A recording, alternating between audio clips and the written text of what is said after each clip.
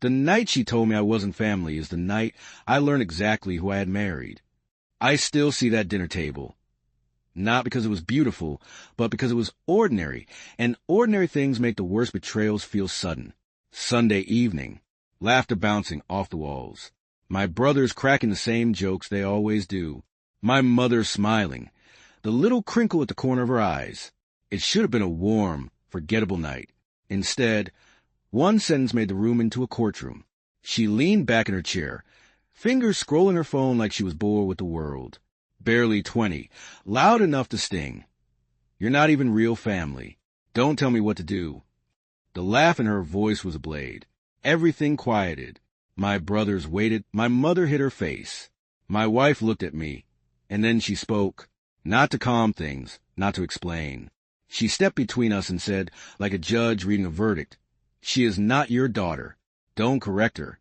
There are two kinds of silence, the peaceful kind and the kind that points at something broken. This was the latter.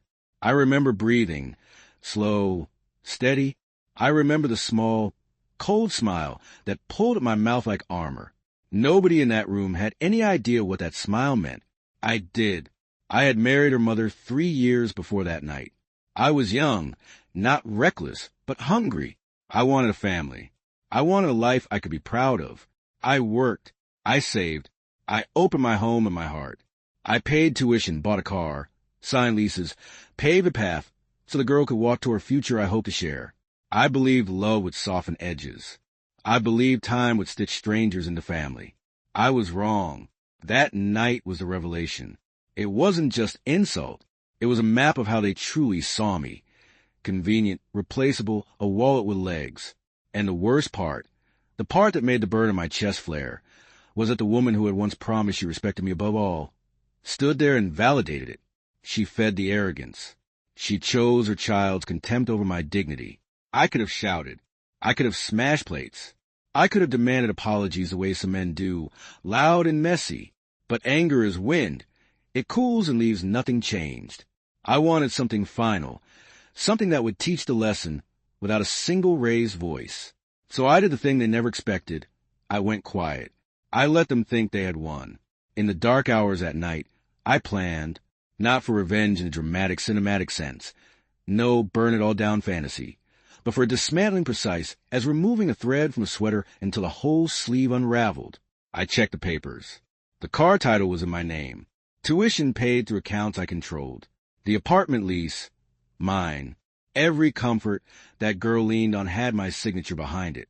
I called a lawyer I trusted. He was efficient, almost clinical. The actions were surgical. Title transfers reversed. Tuition payments stopped at dawn. Lease terminated. No melodrama, just paperwork and the cold authority of signatures. Morning came. The girl shuffled downstairs, thumb on her phone, the news feed more important than the world around her. She froze when she saw me at the table, coffee in hand, already dressed for work.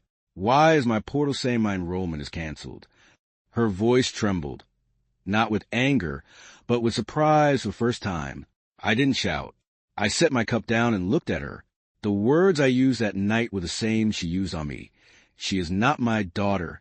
I repeated them, calmly, the syllables soft and heavy. I don't correct her. I don't provide for her. Not anymore.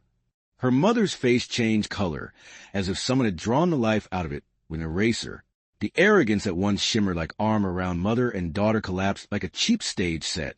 For the first time, I saw fear. For the first time, I watched entitlement encounter consequence. I could have stopped there, let humiliation do all the work. But I wanted a lesson that would last longer than a single morning of shame. I closed the joint account the mother still accessed. I froze the cards she used as if they were extensions of the respect she'd taken for granted. Clothes, dinners, private tutors, things that had been trivial because someone else paid for them, vanished into the ledger of choice. Within a week, the dynamic changed. The daughter came to me, not with sharpened edges, but with pleading lips. The university wouldn't let her re-enroll until the balance was cleared. The car sat in a storage lot under someone else's name, an expensive memory. She learned midweek how quickly comfort can turn to weight. She begged her mother for rides, for cash, for a kindness she had always assumed would be abundant. And my wife, She felt the shift too. Friends noticed. Family asked questions. Pride is a brittle shell. When it breaks, humiliation slips in. She tried to stand tall, to tell herself I'd gone too far. But the truth was simple. She had chosen. In that choice, she had traded our marriage for an illusion. The confrontation, their attempt at reconciliation, their plea for mercy, arrived a week later. They stood in my living room like two actors waiting for the curtain to fall. My wife's eyes were rimmed red. The daughter, stripped of her usual honeyed cruelty, mumbled an apology that tasted survival rather than remorse. "You can't punish her like this," my wife said, voice small but steady. "I didn't punish her," I replied. "I stopped rewarding behavior that shows no respect." It was raw. It was cold. But it was true. The apology I received from the daughter was not for me. It was for the lack of a bus pass, for the silence from the bank, for the sudden absence of handouts. And yet, even that hollow apology mattered, because it proved a point. Their comfort came from my willingness to provide, not from any love or gratitude they felt. I slept that night the best I had in months, not because I had won in some petty, triumphant way, but because I had reclaimed myself. I had put boundaries around my life and let consequence teach what words could not. Respect, I decided, is not a favor you grant. It is a debt owed to the humanity of another. If you choose to spit in a man's face, you should not expect him to continue paying your bills. Did I enjoy watching them scramble? No, that would be a cruelty with no lesson attached. What I did enjoy, quietly, was the restoration of my own dignity. My smile returned, not the tight, cold one that first night, but something softer. A man who sleeps because his conscience is clear is a dangerous thing to cross. People will call me cruel. They will point out the power I had and accuse me of using it. Maybe they are right. Power changes people. But there is a subtle difference between punishment and consequence. I never took anything that belonged to them.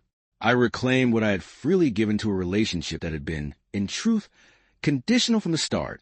Months later, the house is quieter. The daughter is learning lessons a school of privilege never taught her. My wife and I, we live with the choices we make. Some doors are closed. Some truths have been spoken out loud. I don't know if we'll rebuild what was broken. Maybe we will. Maybe the cost of the lesson is more than I expected. But I do know this. I will never let myself be disposable for convenience again. If there's one thing I want you to take from my story, it's this. Don't confuse generosity with weakness. Don't let silence be your only answer to disrespect. And if someone shows you who they are, believe them the first time. That cold smile I wore that night, it wasn't joy. It was recognition. I'd been given a choice, and I chose to be the author of my own life.